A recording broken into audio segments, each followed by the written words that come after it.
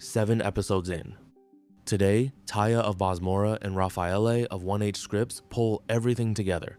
The best food sources for magnesium, the right forms at the right times of day, how to actually test whether you're deficient, and a practical daily framework your body can use.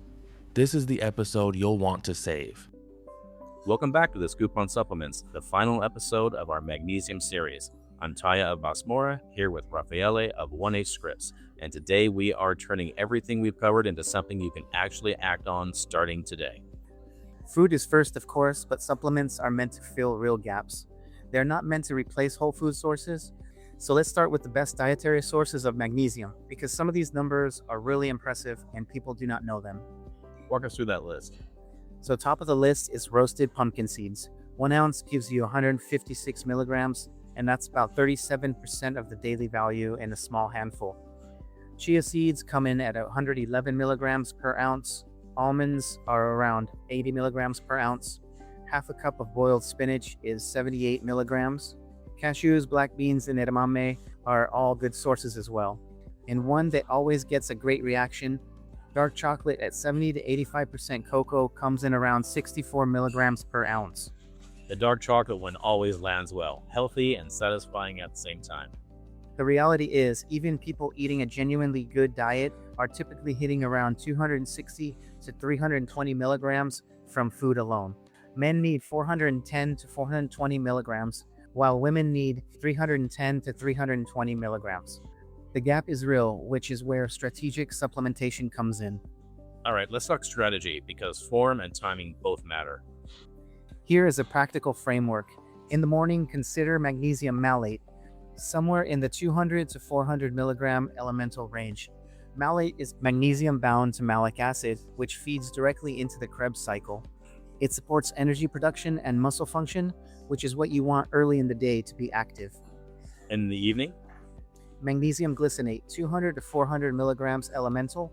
Glycine has inherent calming properties, and as we cover in episode 5, this form is particularly effective in reducing sleep onset latency and supporting the hormonal shifts that allow deep, restorative sleep. What if someone is on a tighter budget and can only do one form? Magnesium citrate is the reliable all-rounder.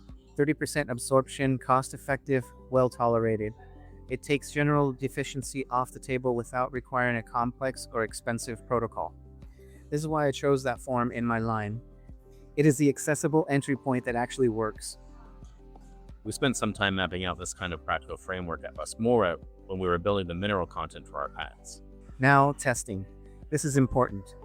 Most people, if they ask their doctor to test magnesium, will get a standard serum magnesium test, and that is not the right test for this purpose. Why not? Serum magnesium reflects only about 1% of the body's total magnesia. The rest is stored inside cells, primarily in bone and muscle. So your serum levels can look completely normal on a report, while intracellular stores are genuinely depleted. The test you want to ask about is the RBC magnesium, which is your red blood cell magnesium. It measures magnesium inside the cell, which is a far better indicator of actual tissue level status. And one important note on safety before we close. The tolerable upper limit of supplemental magnesium is around 350 milligrams per day from supplements alone for most healthy adults. This is the threshold above which some people begin to experience GI effects. If you're eating magnesium-rich food and supplementing, work with a healthcare provider to calibrate your total. If you have kidney disease, magnesium clearance can be impaired, so please get guidance before supplementing significantly. The goal is sufficiency, getting to where your body has what it needs, not megadosing, and definitely not guessing, which expresses our podcast motto, wellness without wishing. 7 episodes, deficiency rates, biochemistry, forms and bioavailability, men's health, sleep and brain, bones and blood sugar, and today, the practical stack. I really hope this series has given you a foundation you can use. Thank you so much for following along with us. If any episode resonated, please share it. There are a lot of people running on empty with a deficiency they don't even know they have. Drop your questions in the comments. Hit the poll on Spotify so we know what series to build next. And we'll see you on the next one. Take good care of yourselves.